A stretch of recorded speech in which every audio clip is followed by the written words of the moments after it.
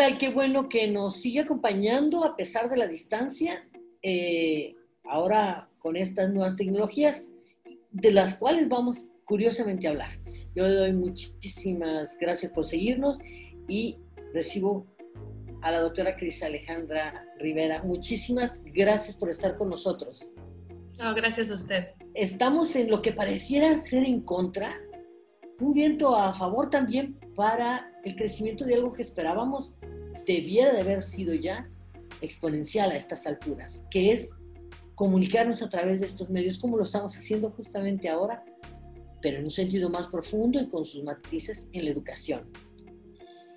Ustedes afirman en un artículo reciente, recién salido ahí a la prensa nacional, que la educación a distancia es una tendencia a la alza en el mundo y que el brote el coronavirus, pues, de la pandemia, ha disparado en esa tendencia, ¿no? Hábleme un poquito, ¿cómo es esto y cómo ustedes buscan a través de este artículo poner en la mesa estos datos? Claro que sí. Pues la educación a distancia, de hecho, nació desde los 80s, ¿no? Y ha venido creciendo precisamente con el nacimiento del Internet y del acceso de la información de la gente. Y con ello, pues también con el desarrollo de nuevas infraestructuras y dispositivos que permiten, pues, enviar información e incluso recibir y tener interacciones, ¿no? Si bien no existen indicadores per se para poder evaluar cómo ha evolucionado la educación a distancia, pero sí existen indicadores que permiten medir el acceso a la sociedad de la información. Ese índice se llama Índice de Acceso Digital, o IAD, que se desarrolló apenas en el 2003 por la Unión Internacional de Telecomunicaciones y que tiene la finalidad de medir la capacidad total que tienen los ciudadanos de un país para acceder y usar las TIC. Y ese indicador lo diseñaron basado en factores como infraestructura, asequibilidad, conocimiento y calidad. Sin embargo, ese lo modificaron en el 2009 y lo hicieron un poco más general por la misma Unión Internacional de Telecomunicaciones. Y ahí englobaron 3 subíndices con 11 variables. Y era principalmente acceso a disponibilidad de las TICs, que era cuántas suscripciones tienen a teléfonos, el ancho de banda por usuario. El acceso a disponibilidad de estas TICs se concentra en variables como la intensidad también de uso de las TIC, qué tan frecuente usamos esos recursos. Y también qué habilidades tenemos o escolaridad para poder implementarlos, porque no solo es tener el dispositivo que tiene internet, sino saber cómo usarlo, ¿no? Entonces, en ese sentido, si bien no podemos medir como tal cómo ha cambiado la educación a distancia, sí podemos medir a través de el desarrollo de las TICs qué tanto se están utilizando y de ahí hacer o generar encuestas, que es lo que estamos haciendo ahorita, para ver el efecto, en este caso de la pandemia, en diferentes áreas, ¿no? Por dar un ejemplo, los valores de este índice van de 0 a 10, ¿no? Y en el caso de Baja California Sur tenemos 6.31, estamos relativamente alto, en un reporte del 2018. Y el que tiene un valor de IDT más bajo sería Chiapas, que tiene 3.18. Y eso nos habla de la disponibilidad del uso de las TICs en estas entidades federativas. Bien, aunque me da un panorama general y es muy esclarecedor, particularmente pareciera que en México nos esperábamos un escenario muy complejo, porque se afirma también que es difícil de implementar. Quisiera que nuestro público entendiera qué hay detrás de esta dificultad, pues, para brindar ese acceso. Sí, pues uno de los problemas que tiene México, precisamente para implementarlo, es que no todos tenemos acceso al Internet, ¿no? Si somos 126.2 millones de habitantes en México como país, solamente el 80.6 millones son usuarios de Internet. Entonces eso nada más representa como el 71.2% en zonas urbanas y el 47.7% en zonas rurales. De ahí que en el caso de la educación básica hayan decidido implementar estrategias para pasar las clases por televisión en vez de usar internet, ¿no?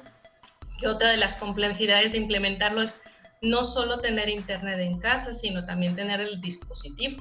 Mucha gente solamente cuenta con el celular y llevar clases en un celular en una plataforma es mucho más difícil que hacerlo en una computadora, ¿no? Entonces, en ese sentido, la complejidad viene siendo técnica y aparte de estar familiarizado con ese tipo de plataformas educativas. que si bien hay unas muy sencillas, otras pueden ser muy complejas, ¿no? Entonces de ahí las dificultades o vicisitudes que tienen los límites de usar estas plataformas, ¿no? Para educación. Y en ese mismo sentido, me pregunto, un maestro de primaria en la zona de Guerrero, Tabasco, Chiapas, Oaxaca, nosotros a lo mejor por nuestra cercanía con la frontera norte tenemos más familiaridad con todos los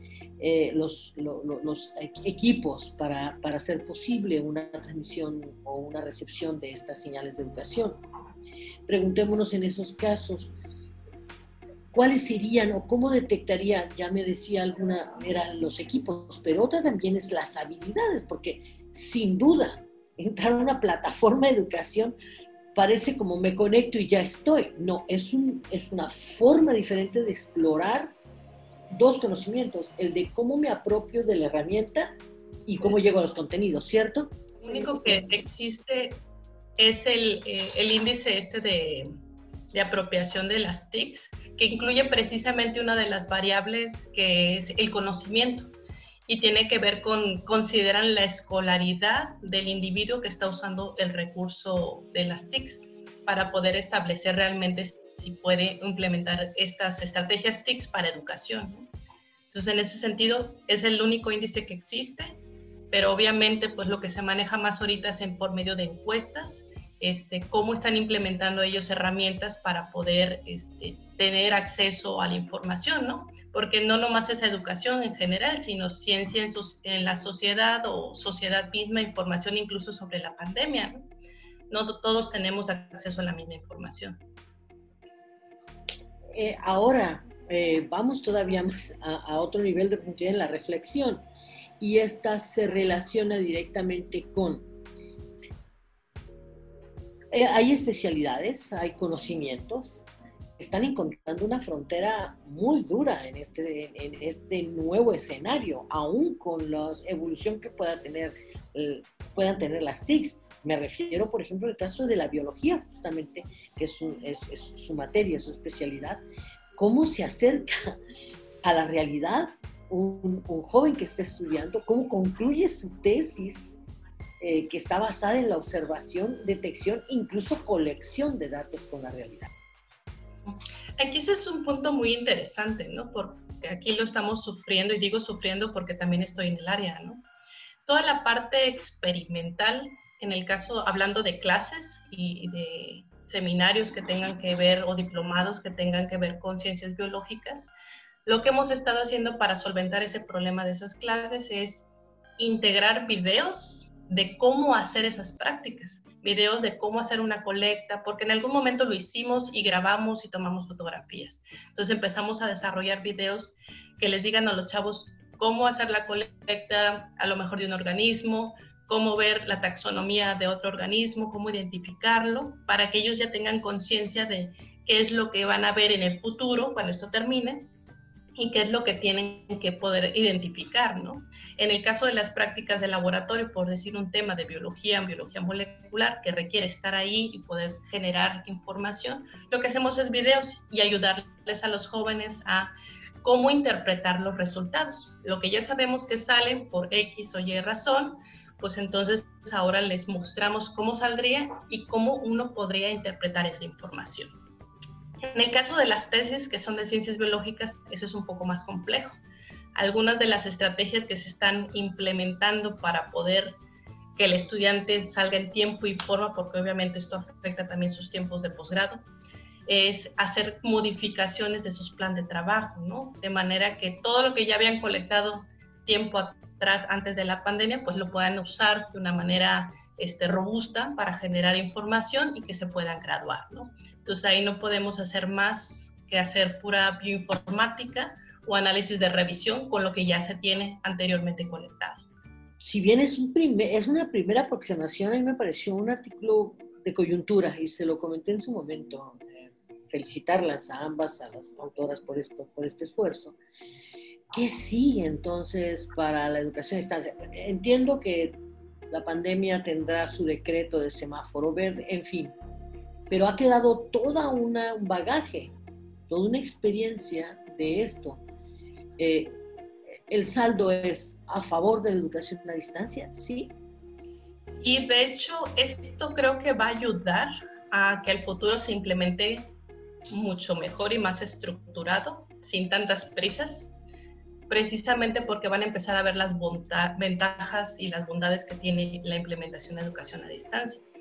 No solo es educar a nuestros estudiantes, que bien los podemos tener presenciales, sino incluso pues educar a otros que a lo mejor no se pueden transportar a la misma institución en diferentes estados de la República, pero que realmente estén interesados en los cursos de alguna institución, dícese universidad, dícese centro público de CONACYT, ¿no?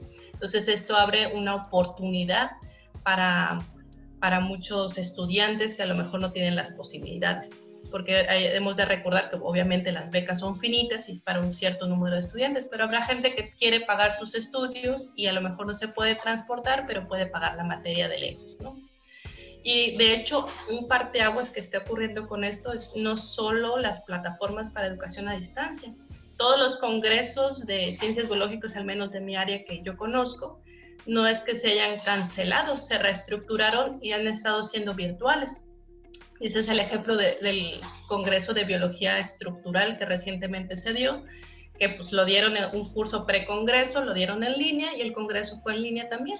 Hubo sesión de póster, hubo presentaciones, como si hubiéramos estado ahí, ¿no? Entonces esto abre una oportunidad de diferentes ventajas que se pueden obtener a través de las TICs, ¿no? Sin duda, responde ampliamente a mi pregunta y quería escucharlo así porque me tocó ver nacer desde España la educación a distancia efectivamente en los 80. Nosotros mandábamos nuestras tareas por telefax, por donde podíamos en su momento, y bueno, créame, sí es complejo. Pues agradecerle, no sé si quiere agregar algo más, pero nos gustaría muchísimo que el día de mañana pudiera usted compartirnos si hubiera más, dijéramos, hallazgos puntuales en este sentido, porque creo que es básico, es fundamental para que también nuestro público pueda darse cuenta de toda la trama que tenemos que tejer para llegar con el conocimiento.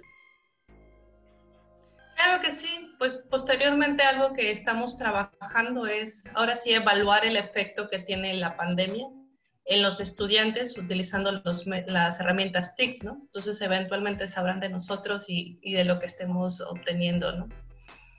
Como siempre, es un placer saludarla y entablar esta conversación con usted. Que tenga un excelente día y nuestra gratitud, en verdad, por haber puesto en práctica esto que ustedes hacen también, hablar y comunicarse a distancia. Muchas gracias.